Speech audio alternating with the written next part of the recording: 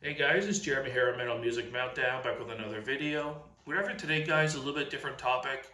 As you can see from the title, it's albums I don't like by bands I love. And honestly, this might be my most predictable video I've ever shot. I guarantee 7 or 8 of these you'll see coming a mile away. Very low hanging fruit on this one for the most part. And it was a little bit challenging to come up with this selections at the same time, though, because of the criteria of the way it's worded. It's albums you really don't like or hate by bands you love. So, a lot of bands, do you love the band or are they just, you really like them? Like, there's a lot of gray areas where you can kind of like, well, it might not apply. But yeah, these are for the most part low hanging fruit, but I'll show you what I came up with. So I came up with 10 here in total, just coincidentally, it ended up being 10. So the first one I got here is the most obvious pick probably in the world, Saint Anger by Metallica. Love Metallica, even a lot of their newer material. I'm one of the few people who actually really likes Load as well, and Reload's not that great, but I like Load quite a bit. But Saint Anger with that really bad snare drum, the worst snare drum sound in rock and metal history, in my opinion. The production's really thin; it has no balls to it. It's raw. It's too raw, but in a bad way. James's vocals sound horrible. The songs are forgettable. There's nothing really redeeming about this album, and I just hate it. So easy pick for this topic. Next we got Hot Space by Queen. I fucking love Queen. This is their 10th studio album. This is definitely the outliner in their catalog. It doesn't have a rock edge to it at all. It's very like poppy rock, new wave, dance, R&B, funk kind of mix.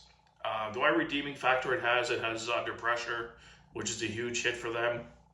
But the rest of the album, if you take it for what it is, which is the poppy whatever album, and if it had a different artist on it, it'd be okay. Like they executed it fairly well. But as a Queen album, I don't like it at all. It just doesn't have that Queen flair to it. No rock edge, no guitars. It's just very poppy and like too dancey and like not no rock at all in it. So it's just I just don't like it. In the Queen catalog, I just don't like it at all. Next we got Force of Habit by Exodus. Fucking love Exodus. Always been one of my favorite bands of all time. But this album was the one album, even Gary Holt mentioned it in interviews, was the first album and only album that he wrote more for the label opposed to himself from the pressure from the label at the time. This is 1992. So thrash and heavy metal in general was struggling. Grunge was ruling the world. And it's the first time he wrote more for the label, like I said. And it produced more of a groove metal sounding album and not that balls out thrash we love from Exodus. And it was a flop. I just don't like the sound of it all. Luckily, Gary realized right away that was a stupid thing to do, and he went back to writing for himself again. So, like I said, this was too groove laden, but it wasn't thrashy enough. Missed out on Gary's like unrelenting, brutal thrash riffs and brutality in the lyrics, and it just wasn't an Exodus album to me. It was missing that intensity and balls. So yeah, that's easily made my list. Next we got The Astonishing, the 13th studio album from Dream Theater. I think globally this is, for the most people, Dream Theater's worst album. It's a concept album, double disc. It's like an hour and a half long. They tried to do this like over the top concept rock opera, and it just feels like it's boring and I don't know. The musicianship's still good, but the concept is a little bit boring. The music, I find that the listen itself is boring. It's long. It kind of feels bloated. A lot of tracks don't need to be there. If they condensed it down to a single album, it would be okay. But as a double album and the length is that, it's just really bloated and boring. I don't like this album at all. Next we got Forbidden by Black Sabbath. Everyone loves Black Sabbath, but I just hate this album. It had Ice-T on one track and like Bernie C during the production. It just didn't sound like a Black Sabbath album. It sounded like they were kind of getting desperate in like the struggling part of their career when nobody's really listening to Sabbath as much as they used to. And I don't know, I just don't like it. The songs are forgettable, and I just don't like it. Next, we got Alice Cooper Goes to Hell. I'm a big Alice fan, but this album just missed the mark for me. I don't really like it. I love the title track, Goes to Hell. That's a really good tune. But outside of that, the rest of the album I find really weak and not really fun and like the typical Alice Cooper songs. It just sounds boring and uninspired, and I just don't like it. It's just, I don't know, nothing, with the exception of the title track, which is a really good song. The rest of the album just feels dull and kind of boring, and I just don't like the album.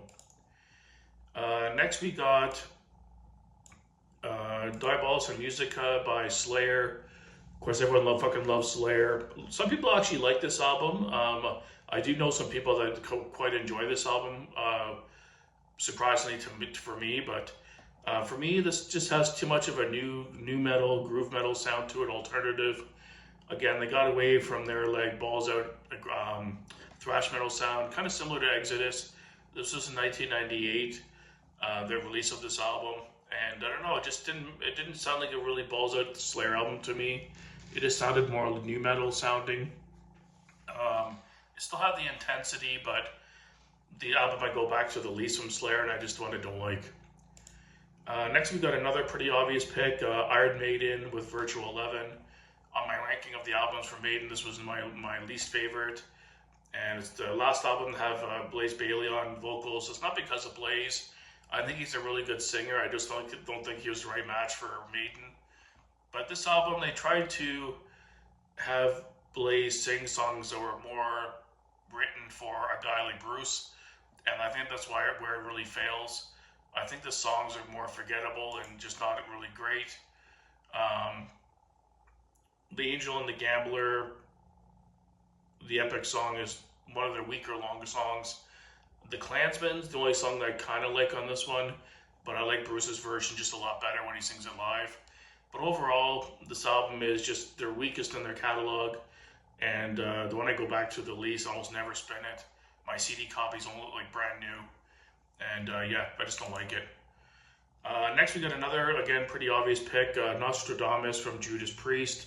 Of course, everyone loves Priest, but this album fucking sucks. Probably one of the worst metal albums ever written. I kind of, it falls into the same catalog as a Dream Theater. They tried to do this like extended, like double disc concept album, and it just fails. It's got too much interludes and too bloated. I don't know. It's supposed to be whimsical, and I don't know. I just don't like it. The songs are shit. It doesn't have that Judas Priest kind of balls, kind of like intense guitar riffs, and I don't know. It just sounds like too over the top, and I give them props for trying something different, but I think it just missed the mark and it just wasn't executed right.